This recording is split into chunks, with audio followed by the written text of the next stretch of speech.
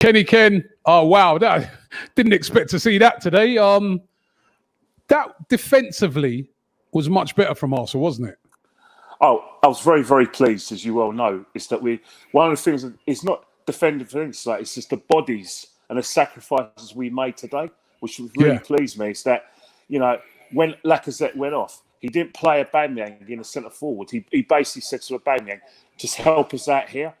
Play Willock as a false number 9, and basically said to them, right, I'm going to need you guys to run and run all game, because you're not going to get much of the ball, because Liverpool go get the ball. But what we want you to do is force Liverpool to play it long, not let them play at the back, and then force Alexander-Arnold to cross from deep. And it was just like basically how I like defending. Basically, everyone knows their positions. Always move in the right places. Don't let them get into the box. And like I said, if they want to have a shot, let them shoot from distance and basically get bodies in so they don't get a clean shot of the keeper. That's how defending should be. And I think in terms of like the Man City going to be a lot different than Liverpool, because I think when Liverpool first started, we were very loose defensively. Liverpool forced the initiative where they got in our faces, pressed us all over from the front. The front three: Salah, Mane, and Firmino.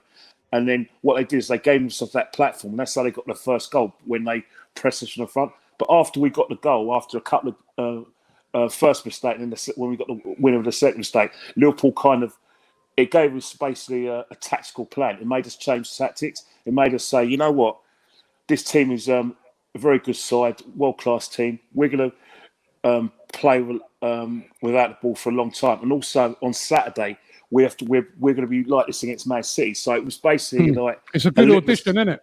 It's a litmus test for City. But one of the things you've got to realise, right, is that it's not going to be a 90-minute game. It's got to be a 120-minute game. Plus, it's got to go to penalty. It may go to penalties as well. So what we have to do right now is that we have to make some physical sacrifices.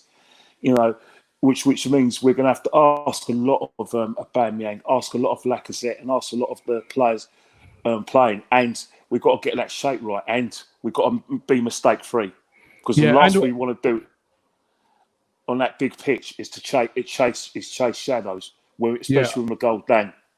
Another thing that was impressive today was the pressing of Arsenal, which actually, since the lockdown has finished, that's been one of the impressive areas of Arsenal's team, is that pressing style. Well, definitely. I think what's happened is that you've got to realise that's how they play. That's how you play in world football now. It's about earning your right to play. It's been the bottom. The thing is that modern football is just going back to what Liverpool did under Bob Paisley with Ian Rush, and also what AC Milan did with Arrigo Sacchi. Pressing football. It's only that sometimes we've kind of lost that, where it's been more possession based, and then it's kind of come back with Guardiola's Barcelona side, and Guardiola what he's doing at City. It's basically, but what you're doing is that how the best teams train is that they train two ways. They train with the ball in offensive matter where they pass the ball and move in a physical basis, but they're also training like your Watfords and your Sheffield Wednesday, not Sheffield United, then your Burnleys, who basically train as though they're going to be without the ball so long, so they train without the ball. So it's training with the ball and training without the ball. And I think that modern football's got to go that way. The best sides will play that way, because what's happening is that teams against the best sides are going to put men behind the ball, and that's going to be a challenge for Arteta, because he's going to have to get the team a lot fitter, and training has to be a bit different, but it has to be mixed with the ball and without the ball. Can we beat City? Look, Man City on their day will murder us, especially if they get the first goal. But the thing about it, right, is that the incentive of a cup final is so big, and players have to be at it. But one thing players have to do is be mentally prepared. Are they going to? Because their head's going to go down. We go down. Because with Man City, 1-0 could be 2-0 or 3-0 before you know it, and game over. They've got to realise it's going to be a long game. They've got to make defensive sacrifices. But most important thing is that when they do get in these situations and do turn City, where they've still got problems defensively, Kyle Walker's a very good right back, so you're going to have to target the left-hand side. You know, either they play Shevchenko or like I said, he's understudy. That left-hand side is where you can get a City, and that's where we've got to play our best football, which means we've got to be very direct against them. No, you know, like.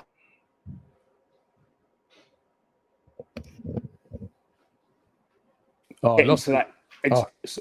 Yeah. Sorry, I thought I lost you there. Sorry. When you get into that ball, make sure you stay in shape when you don't, and make these sacrifices, because it's going to be a lot of time without that ball. If everyone keeps their positions, obeys their manager, we've got a chance. Because at the end of the day, we don't have to win, like I said, in 90 minutes. We could do it in 120, and we have to practice those penalties. But, you know, FA Cup semi-finals are 50-50. The incentive is winning a cup. And, you know, Man City, we shouldn't just come down and lie down, because we got to remember we're a big club. But also, can I just say one more thing? I heard, you know me, I love a challenge. I heard that a lot of people talking about the Invincibles and that, you know, about the Invincible side and, you know, comparing it to the Liverpool side. And I've got to say, like, you know what? I'm going to say something very controversial, but you know me, controversial and me is like twins. The Invincibles wasn't our best ever side. The 2002 side's better than that. When we had Adams and we had Seaman, that is our best ever side, followed by the 91 side. I think the Invincible side is our most famous side ever. But in terms of the Invincibles, you've got to accept one thing. As much as we celebrate, it was the beginning and the end, Robbie. That's when the decline happens. Because what's happened is that it all stopped. We went into Arsenal, we started losing Vieira, and then the only thing we had to show for it was the Champions League 2 years later. After that, so when you talk about the Invincibles, you've got to create your own history now. It's gone. It's great. Celebrate all you like, but it's not relevant at this moment of time, Robbie. All right. Cheers, man. Thank you very much. No problem. Speak soon. Bye. Robbie here from AFTV. We've just got to say a big thank you to everybody who follows us across our various channels. Over 1 million followers on YouTube. Don't forget, you can now also catch us on Reddit. We're on Reddit, so get involved with us on Reddit and also on TikTok. Keep it AFTV, baby, right here.